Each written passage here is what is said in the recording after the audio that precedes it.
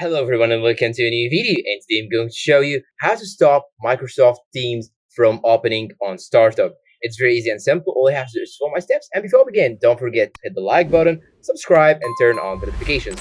Now what you're simply going to do is to open your Microsoft Teams, then go to these three dots right here, click on it, then go to settings.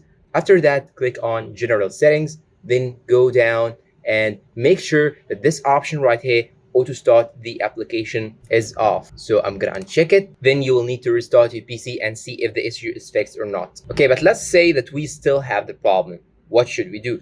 Simply, you can go to your taskbar right here or your search bar and type task manager. Then open your task manager, and after that you should go to the startup. Then here you should find Microsoft Teams. Once you find it, check on the status partition if it's enabled or not. If it's enabled, this means that it will be opened once you open your PC with the startup. So I'm gonna click on it, then click on disable in order to disable it. And that's all for today, guys. I hope this video is useful to you all. Thanks for watching and see you in a new video.